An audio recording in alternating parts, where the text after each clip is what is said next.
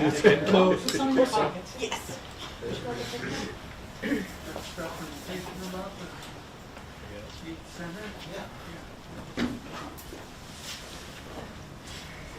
Hi, Rick.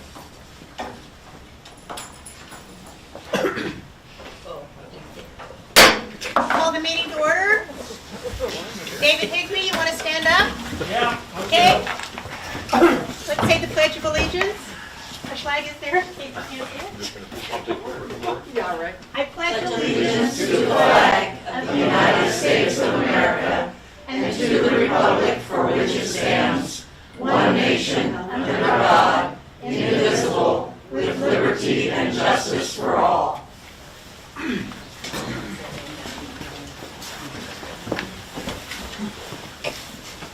Public input. No, Mayor. No public input. All right. Are there any amendments to the agenda? Yes, under new business, need to add EMS agreement with City of McPherson and McPherson EMS. Be item number C. All right. Mayor's report. This is the era of proclamations, and we have 3 this evening. The first one, whereas firefighters dedicate their lives to the protection of life and property, and sometimes that dedication is in the form of countless hours volunteered over many years. And in others, it is many selfless years working in the industry. In all cases, it risks the ultimate sacrifice of a firefighter's life. Whereas International Firefighters Day is observed each year on May 4th to honor and remember past firefighters who have lost their lives while serving their communities, to express gratitude to those that have served in this line of work, and to show support and appreciation for those who presently serve. And whereas firefighters follow a long line of tradition and honor that inspires them to help colleagues, neighbors, and strangers alike. And whereas at a moment's notice, firefighters are quick to respond to uncertain situations to mitigate danger and combat the threat of destructive fire in order to protect individuals, families, and the economic being of our community. And whereas the demands of firefighting are accompanied by both personal and physical sacrifices that all firefighters knowingly accept while risking their lives to protect the lives of others. Now therefore I, Becky Anderson, Mayor of the City of Lindsborg, do hereby proclaim the day of May 4th, 2021 as International Firefighters Day in recognition of the patriotic service and dedicated efforts of our volunteer fire service personnel. And I encourage all citizens to show support and appreciation to our local, county, state, federal, and international firefighters who protect our lives and property so diligently throughout the year, and by remembering past firefighters who dedicated their lives to preserve our safety. Dated this 3rd day of May 2021. Currently, we have Chief 21 on our firefighters crew. The next proclamation is, whereas in every American community, law enforcement officers are committed to the preservation of life and property, risking their lives to protect us from all who would mock the law, providing protection, law, and order, and serving the cause of justice. And whereas law enforcement officers, including members of the Lindsborg Police Department, accept a profound responsibility and work to uphold our laws, safeguard our rights and freedoms, and serve on the front lines in the fight against crime and terrorism. And whereas we honor the heroism of all our law enforcement officers, especially those who have given their lives so that others might live, asking God's blessing for the families and friends they left behind. And whereas in 1962, President John F. Kennedy signed the first proclamation recognizing May 15 as Peace Officer Memorial Day, and the week in which it falls as National Police Week. And whereas throughout this week, especially on Peace Officers Memorial Day, we honor the memory of those heroes who have fallen in the line of duty and recognize all those who put themselves at risk every day in order to provide vital public service in safeguarding the rights and freedoms of our citizens. Whereas I encourage all citizens to express their deep appreciation to the men and women who risk their lives to guard and protect us. Now therefore be it resolved that I, Becky Anderson, Mayor of the City of Lindsborg, do hereby proclaim May 15, 2021 as Peace Officers Memorial Day and May 9 through May 15 as Law Enforcement Week 2021, dated this third day of May 2021. Currently we have 7 officers on our police department and 3, tell me what I'm saying, part-time? Part-time. Part-time, thank you. All right, and the last proclamation is, this is the 52nd Annual Professional Municipal Clerks Week, May 2nd through May 8th. Whereas the office of the Professional Municipal Clerk, a time-honored and vital part of local government, exists throughout the world. And whereas the office of the Professional Municipal Clerk is the oldest among public servants. And whereas the office of the Professional Municipal Clerk provides the professional link between the citizens, the local governing bodies, and agencies of government at other levels. And whereas professional municipal clerks have pledged to be ever mindful of their neutrality and impartiality, rendering equal service to all. Whereas the professional municipal clerk serves as the information center on functions of local government and community. Whereas professional municipal clerks continually strive to improve the administration of the affairs of the office of the professional municipal clerk through participation in education programs, seminars, workshops, and the annual meetings of their state, provincial, county, and international professional organizations. Whereas it is most appropriate that we recognize the accomplishments of the office of the professional municipal clerk. Now therefore I, Becky Anderson, Mayor of Lindsborg, Kansas, do recognize the week of May 2nd through May 8th as Professional Municipal Clerks Week, and further extend appreciation to our professional municipal clerk, Roxy Shugren, and to all professional municipal clerks for the vital services they perform and their exemplary dedication to the communities they represent. Dated this third day of May 2021. And we do have a great municipal clerk.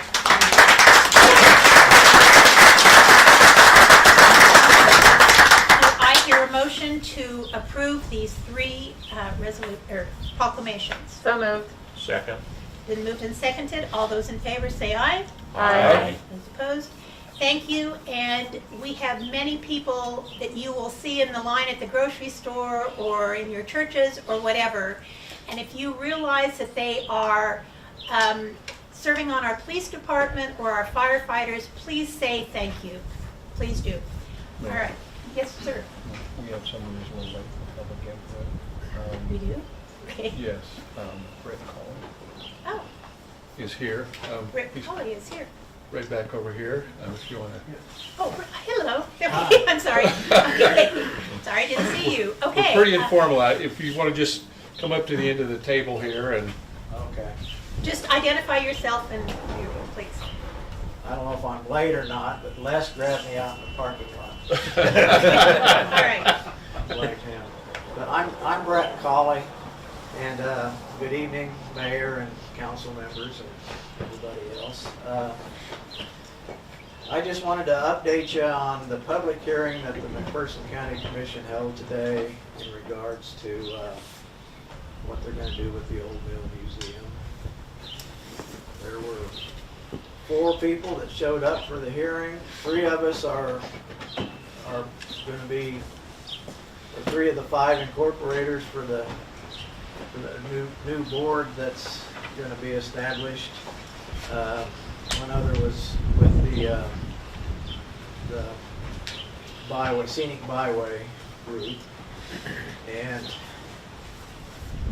I don't think they took any official action today. They set it for resolution in 2 weeks on Monday, May 17th at I think 9:15 p.m. They originally wanted to do it next week, and I told them, well, I wanted to visit with, and others wanted to visit with people here in Lindsborg. I think before we can establish a nonprofit 501c3 corporation, we need to come up with a name.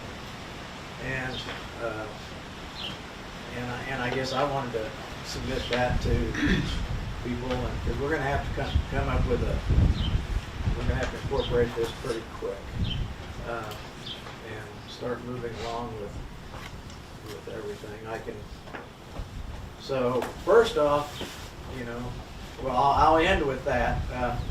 But as far as the museum operations go, they didn't really give us any guidelines or anything. Right now, we don't have any idea what kind of revenues we would have. I mean, we're kind of going to be the blind leading the blind for a while. We don't know where we're at for revenue, so we can't figure expenses. But at some point here, we'll probably, one of the first things after we get bylaws and everything set up is, and see where our funding is try to find an executive director and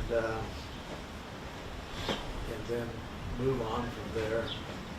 And I've heard differing things that, museum might have to cut back operations for a while, or, I mean, right now, we're not in a position to employ anybody. I can, in asking about when's the county gonna cut things off, they would like to, I think, lay off employees by the middle of June. So that's moving right along. And I know they've got their budget for this year, and we've asked them about continuing some budget, although they didn't say anything about it. At least something for operations, utilities, maintenance, whatever, to keep it going for a while. So I think it's basically gonna get dumped in somebody's lap, unless some of us have volunteered to get involved. Kirsten's gonna be on. Or got voluntold, one or the other, yeah. Be on this board, and I think at some point, and Les is involved, and then the mayor from Inman, Jim Taves, he's involved. There's a few of us that have, and I don't know about Kirsten and Anna, but that have, a lot of experience in organization and administration, and he's willing to help there. I think he's wanting to bail out after, a year or two, and help get established. And it really needs to be turned into a community, and which is what it is and was and should be, a Lindsborg community type organization. And I think that's what the consultant was always talking about when he did his report. So, right now we're just gonna get organized. I told them, and I think Les told them too, that even if they would have voted on it today, today, next week, or 2 weeks, or sometime in June, we aren't going to be ready to accept transfer until we have a board that's set up and operating, and of course got some kind of funding to work from too. And if anybody set up a new new company or corporation, there's a lot of paperwork involved. And then we have to apply for 501c3 status, and that's going to take probably a few months, the way the IRS operates. And it's going to be a long process, and there's going to be some bumps along the way. And of course, we're going to have to establish, where to start with on the museum. I anticipate that we would want to hold some more public hearings as this progresses, because it's really a community project. And we would need an executive director that can do a lot of community outreach, as well as apply for grants. And I think those of us who know about grants, they'll do grants for exhibits and things, but to pay the gas bill and mowing bill and stuff like that, there's none of that out there. Most of the other museums in the county do get support from the city, so their cities will be forewarned there. But right now, if anybody wants to come up with something that ought to be in a name, and then I guess the incorporators can sit down and go from it. I mean, something with, I don't know, old mill in it, a museum, historical, Smoky Valley, Lindsborg, foundation, association, society. There's all these different names. It's something that everybody's going to have to live with, and go easy on the website too. So I'm open to any ideas here. Well, thank you for your report. Didn't know that it was happening this morning, and but we will. Well, nobody takes the paper anymore, so Okay. apparently the last word I had got from Mr. Whitty was that when we were first talking about this in February was, well, they ran into a glitch. They had to get a title report, and there were concerns that maybe they couldn't transfer it without, and then there was a statute that said they couldn't transfer it without a public hearing, and that's the last any of us heard of it until Thursday. And of course, nobody takes, the papers aren't really operating every day anymore. Nobody takes them, so nobody reads the legals. Okay. So here we are, surprise, Okay. surprise, and so I'll take in. If anybody has any questions, I'll answer them. Okay. Thank you very much. Okay. Thank you. And no other public input, people? All right. And nobody has anything on a name or anything? No suggestions, or if you want to call me, email me. Okay. That's fine too. But I think probably this week we're gonna file the articles and get that going. So or at least by next week All anyway. right. Okay. Thank you. Thank you. Thank you. And I hope this works out for everybody. Okay. Hello, Bill. Yep. How are you? Pretty good. All right. Mayor's report. There are various meetings that are happening throughout this month. Bethany College will be celebrating commencement this weekend. So congratulations to all of those people. And I know there's at least one person who has a high school graduate. And when is their graduation? Couple weeks. Couple weeks. All right. So exciting time of the year. A couple thoughts. One is, as the council was driving around on golf carts around this golf course this evening, made me think about how 60 years ago plus, this little course, this was a pasture out here, but there were some people that had a vision that this could be a golf course one day. And they set about working very hard. And I hadn't been out here for a few years. I used to spend a lot of time out here. And how proud I am of this course and the people that have continued to work hard to make it so, to have it live from generation to generation. Thinking also about what Mr. Colley just said about the old mill. There's been many, many conversations and meetings about this place, and we will figure this out. I have no doubt in my mind.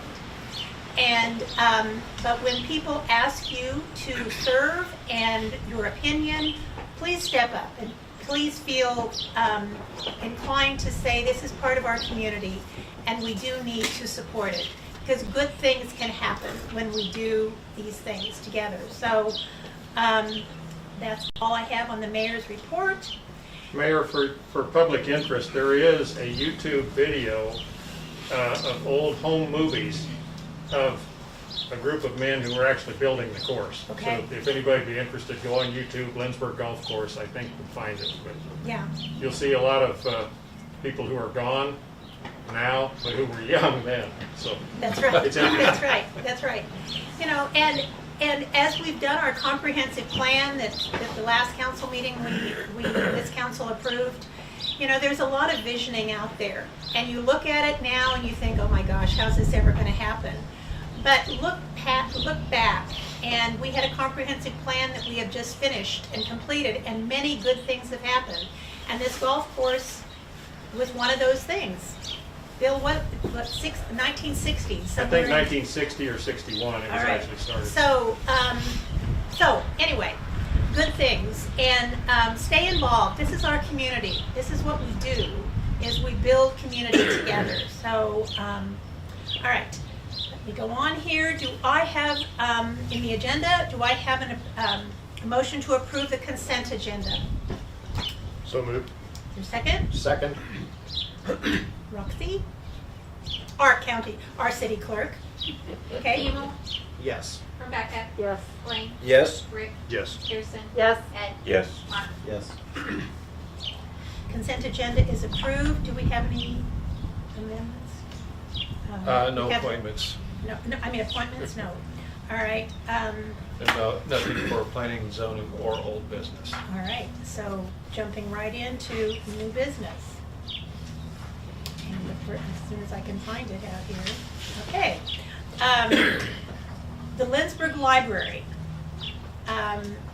Council, you should have all received a report in your packet about that. Does anybody, Susanna, do you want to Yes. speak to that? Where would you like me to? You're just fine right there. Okay, right, okay. All right, you should have all received the documentation, and so there's some things that I wanted to highlight from that. Page 1 is the statutes regarding library tax levies, and in summary, there is no library tax levy limit fixed by law. So, and that is supported by those various statutes, and Lindsborg does not have a charter or simple ordinance adopted in place. So it is legal to adjust the mill levy, just as a point of information to start. On page 2 of your documentation is where there is the library funding comparisons. And I wanted to draw your attention to 3 of those. Lindsborg is at the top, and the columns that I'll be looking at are the population, the 2021 certified estimated value of 1 mil, and the property tax library income. So Mound Ridge was chosen because it is a McPherson County library, and of the public libraries in McPherson County, it is the closest in size to Lindsborg. Lindsborg, our population was 3,301. Mound Ridge population was 2,222. The value of 1 mil in Lindsborg, 26,135. In Mound Ridge, 16,530. So Mound Ridge is smaller than Lindsborg. But our property tax in Lindsborg was 53,578. And in Mound Ridge, it is 89,909. So although we have 158% of their assessed valuation, we have 60% of their library income. The next library I'd like to draw your attention to is Heston. It is the 7th row. They were chosen because they were among the 3 libraries that are in a similar public service population that are also member libraries of our regional library system. And Heston is the closest in mill levy assessed valuation rather than population. So that's why I'm looking at Heston rather than Lyons. Lindsborg, the population was 3,301. Heston, 3,803. The value of 1 mill in Lindsborg, 26,135. 1 mill in Heston, 33,687. The property tax in Lindsborg, library income, 53,578. In Heston is 203,217. So we have 78% of their assessed evaluation. They are a larger community, but we have 26% of their library income.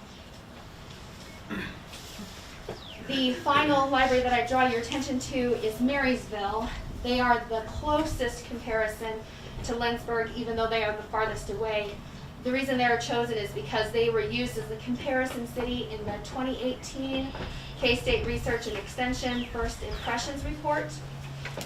So Lindsborg population 3,301, Marysville, and they are the last 2 lines, looking at the one up from the bottom that says LGF. Their population 3,281. Lindsborg mill value 26,135. Marysville mill value 30,750. So they are larger slightly, even though they have a slightly smaller population.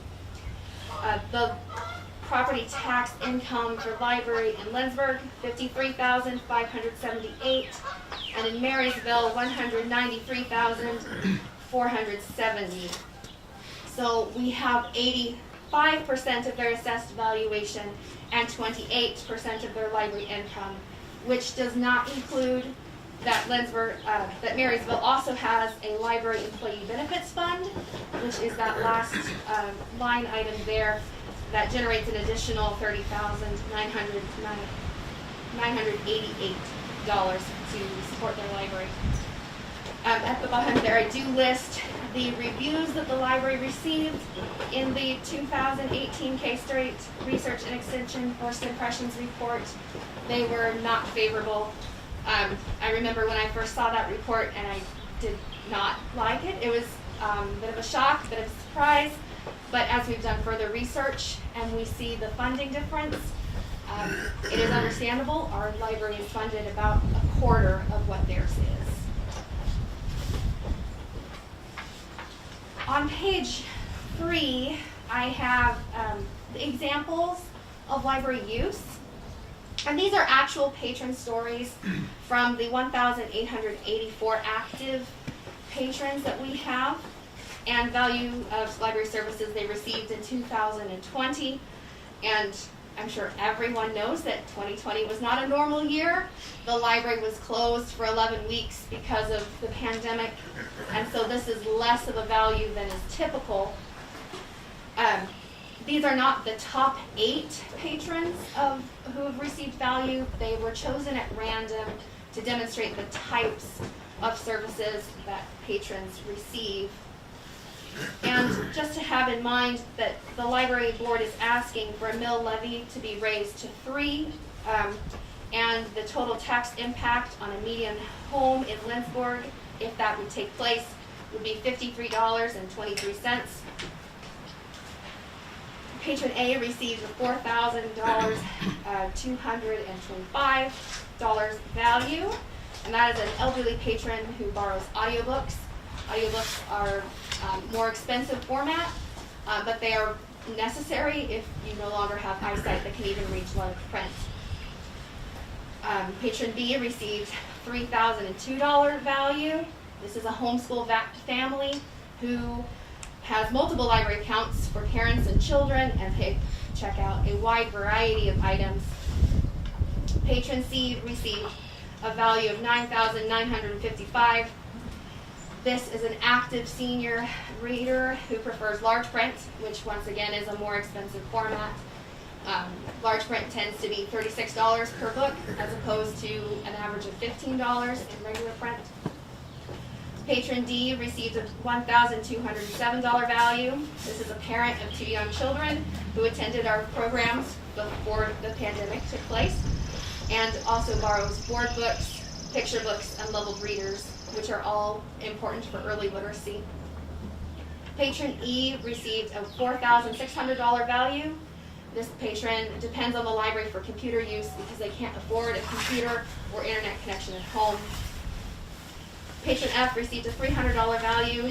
This is a young adult who is choosing to stay in Lindsborg while taking online classes and uses our text proctoring services. Patron G received a $1,020 value. They are a retired couple who checks out movies and documentaries. Patron H received a $774 value, and this is an educator who is pursuing their master's degree in the past 6 months that they have been here.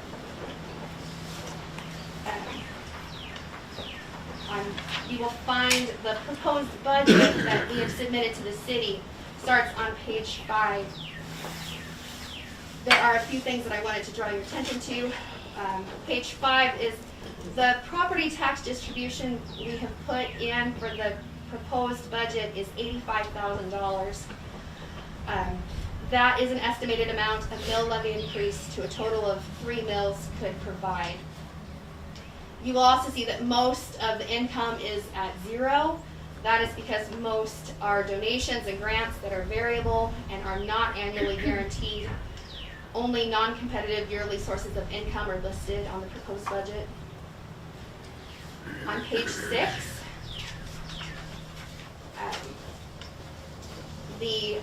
what I would like to draw your attention to is the library materials of what would be possible with an increase in budget. Audiobooks would be able to increase, and the library could start ordering a standing order plan of 3 audiobooks per month at that price. Book purchase would provide about 20 to 25 titles per month, and this includes all books that are not a specialized format. So this includes adult fiction and nonfiction, young adult fiction, juvenile fiction and nonfiction, children's picture books, leveled readers, and board books.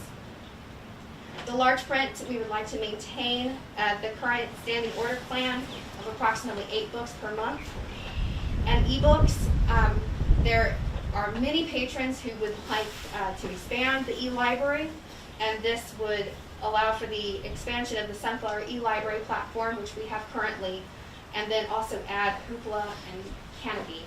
Hoopla is an ebook service, and Canopy is a e-movie streaming service that are both designed for libraries. On page 7, there are a number of things. The largest is the net payroll. Net payroll is the line item that it was all put under, but that is the gross that we have for the proposed. So that gross payroll provides a cost of living increase for all library staff. We currently have 3 employees. There are 2 part-time staff, one at 15 hours a week, one at 16 hours a week, and one 30-hour-a-week director. That increase would also provide the possibility that we could increase the director from 30 to 35 hours a week. The programming increase, currently that covers supplies. With the increase, we could increase the number of events offered, and we could also have more guest performers, which are currently only an option when we have grant funding.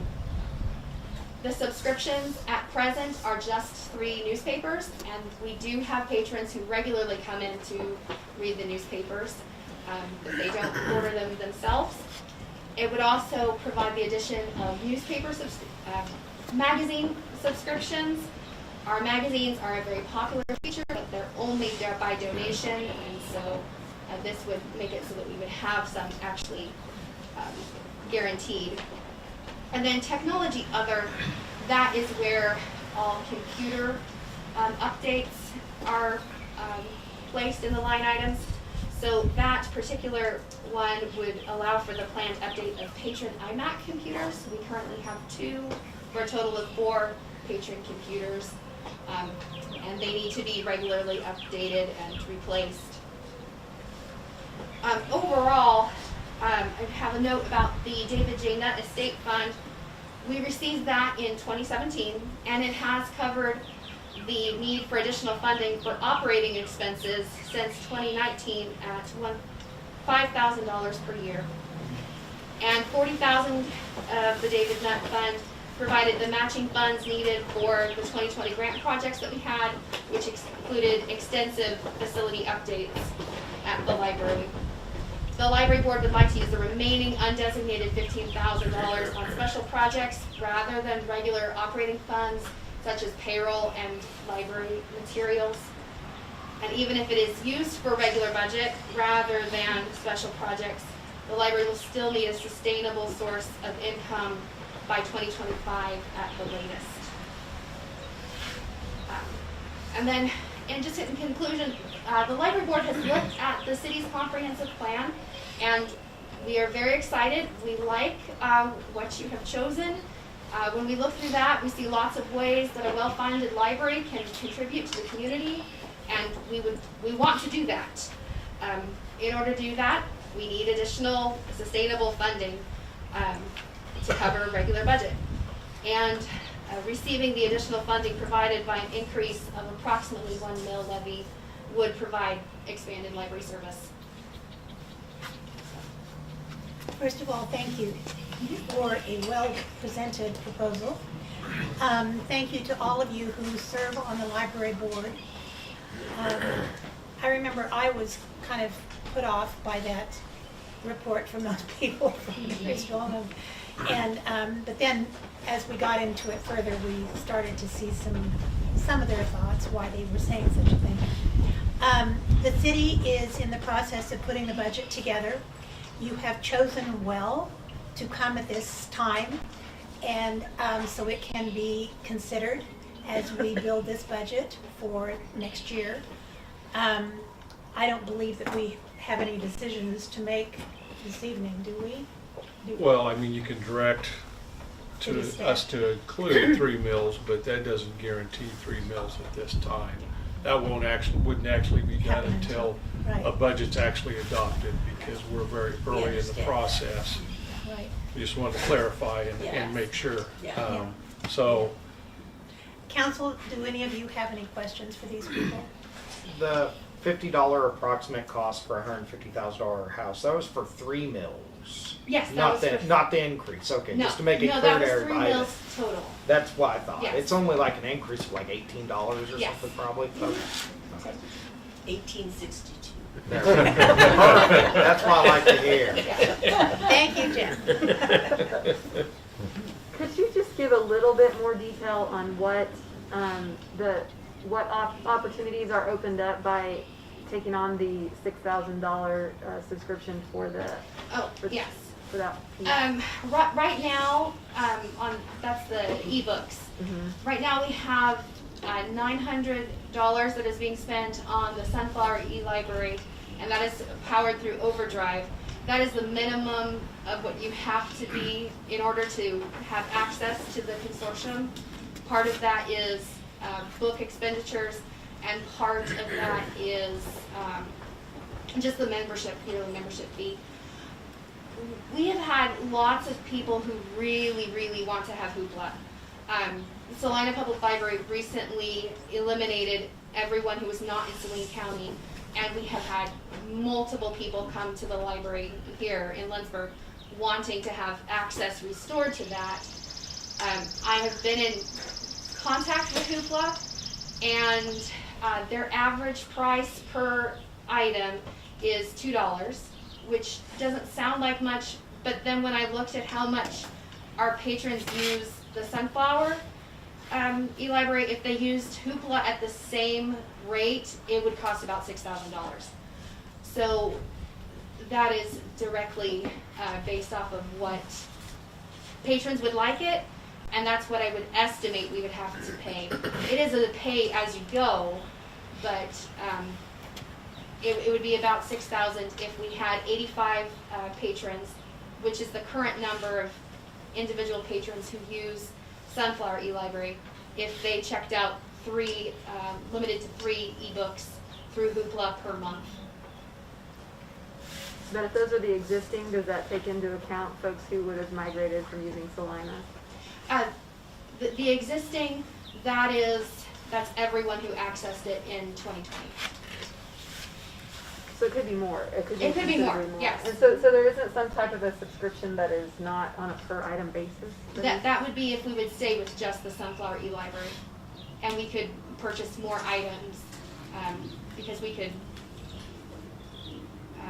we wouldn't necessarily have to, with that you can put as much money into it as you want, and because it's a consortium with many libraries, that can help.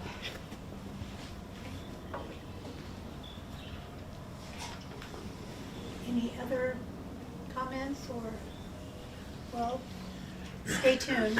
You know, we're building the budget. Sure. And I would say this certainly will be considered.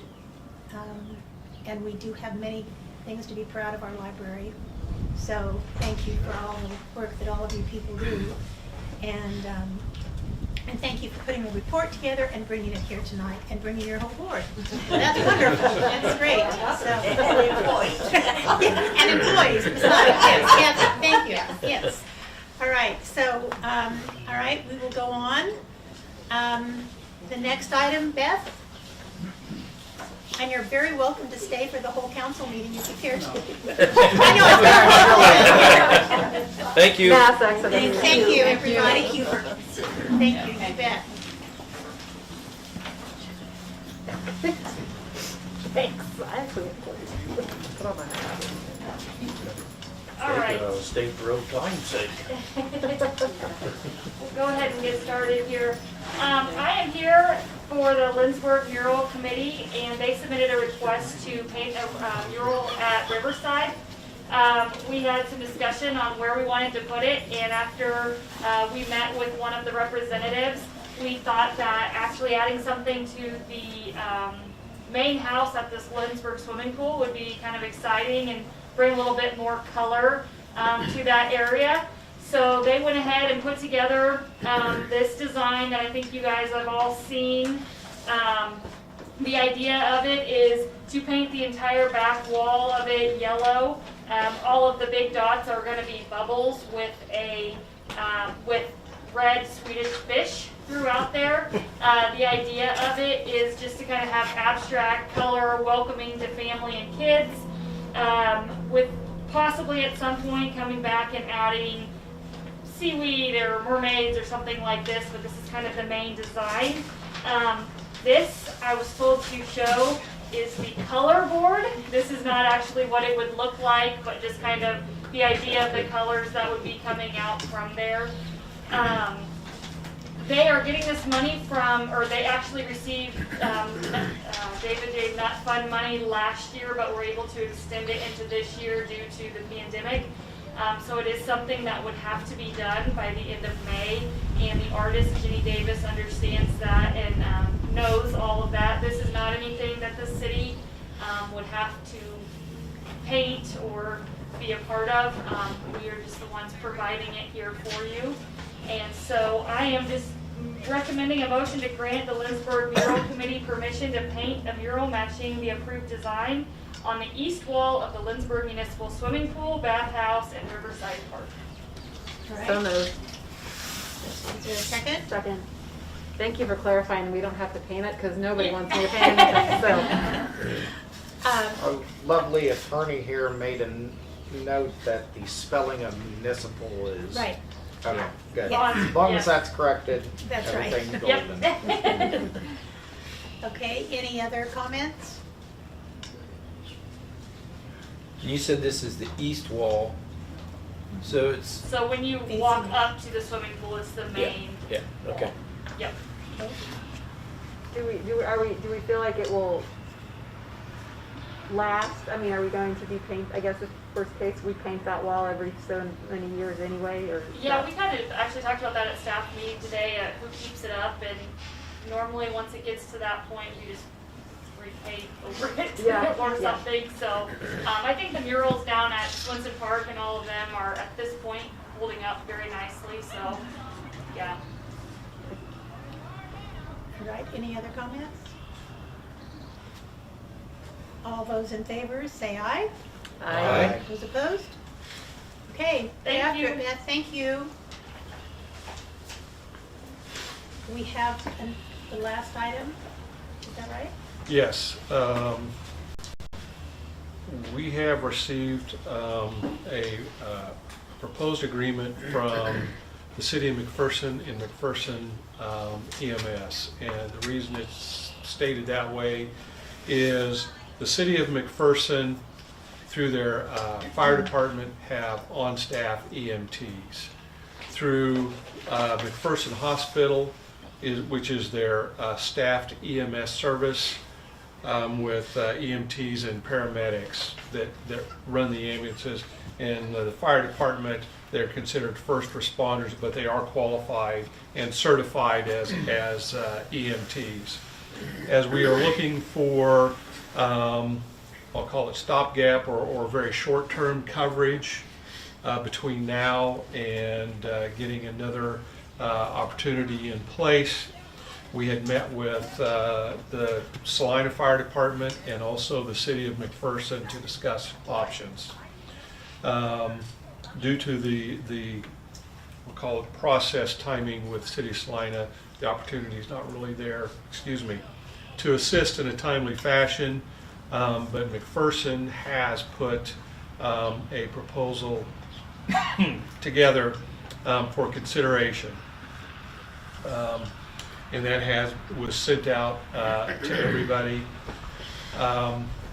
One of the things regarding this is, what would the cost be? It's going to be variable.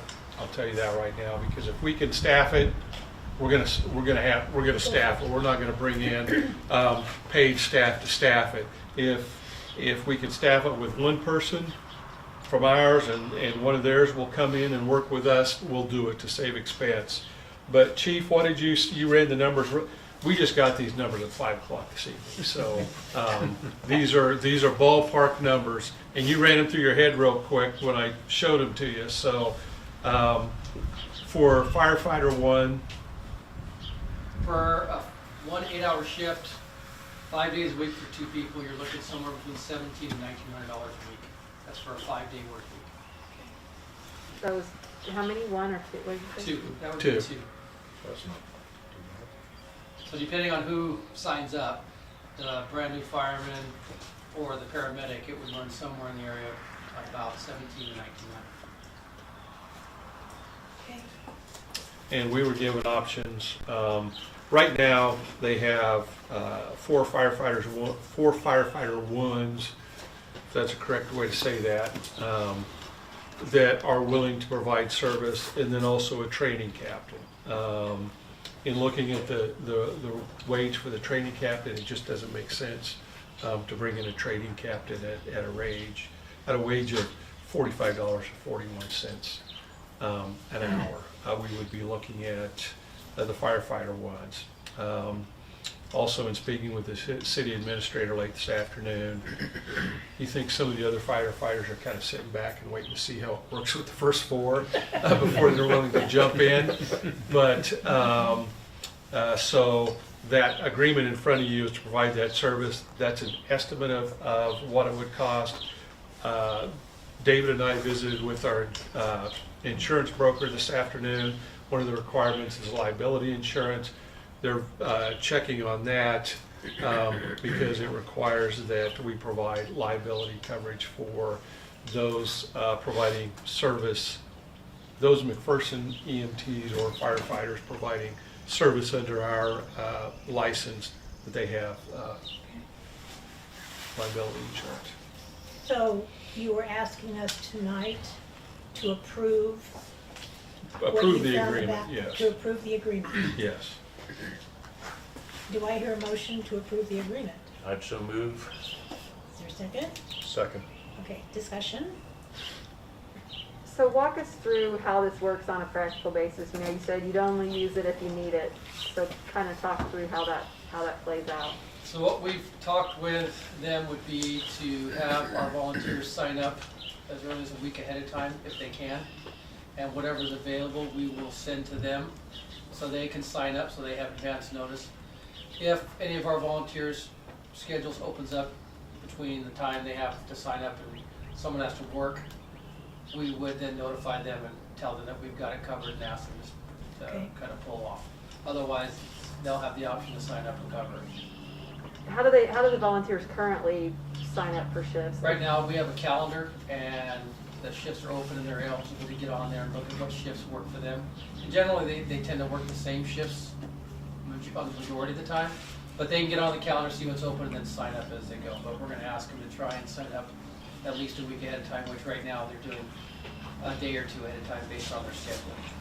Do you have a lot of situations where people sign up and then last minute are not able to That work is or actually very even- seldom. It's Okay. actually the other way around where they don't sign up, plans they had got canceled, then they turn around and accept. That's actually more common than the other way. Is there anything that's typical for the number of open slots we have during the work week? Right now, the two biggest slots I have the hardest time filling are day shift and swing shift, which would be 6 to 2 and 2 to 10. For some reason, the night shift seems to be the easiest one to fill right now. So, and then the weekends are usually pretty good. Has there been any movement on the contracting out with the AMS account or with the? AMR? Yeah. I have received a second draft and I'm going through it. I've made some corrections that I found and sent it back to them to have it looked at again. So do you have any idea when that's gonna come through? I'm trying to move this thing forward as fast as I can and still do due diligence on it. So I'm hoping within the next couple of weeks, we'll have something that we can bring forth to you to look at. So do we have any idea how long we'd be using this kind of stopgap? My estimate, based on talking to them, if we go that route, because they have to go through a hiring phase, we're looking at either July 1st or August 1st. I mean, with AMR. That's where we would Yeah. start, Yeah. yes. So we need it at least up to that point. And McPherson is willing to hang in there until we get this? Yes, that's what they've indicated. In the agreement up until August 15th at the latest. Okay. So if we decide to try to hire people or go a different route, we'd have till August 15th. They'd be okay with that in that circumstance as well? Assuming, yes. Assuming- They have, both parties also have a 30-day termination clause in the agreement if it doesn't work out. Okay. Any other questions? So is Salina completely off the table then? I mean, would The likelihood of this getting vetted and approved in a timely enough fashion, we're probably at least 60 days away from anything sitting on a commission table in Salina Okay. before there's a vote on it. Well, that's just not feasible in the situation we're in.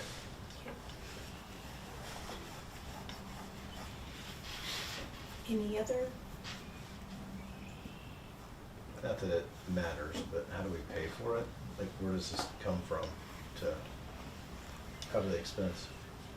Two different options I have asked all department heads, not all those that have property tax funding, to look at, and I've given each an allocation to cut their budgets a total of $195,000. Additionally, there may be the opportunity to use American Recovery, was a program plan, I can't remember, ARP funding, of which we will be receiving probably in June. Based upon the guidelines, the state receives it in May. They have to dispatch or disperse it within 30 days to the cities within the state. So that would put it in June.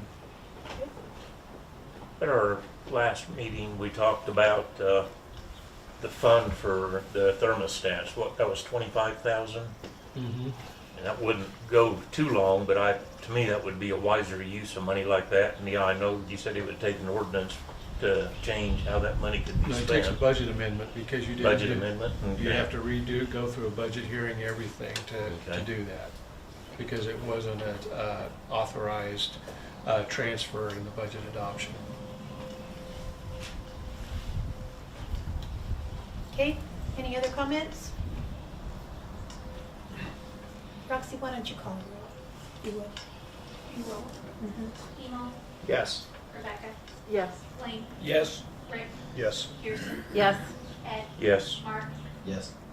All right, motion is approved. So you'll just keep us informed as the rule Yes. turns. Okay. We will do that. Okay, are there any others? It's a nice little portable heater. It's really nice.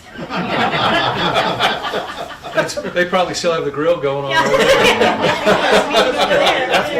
There you go. Beth is sitting over there. Okay, no others?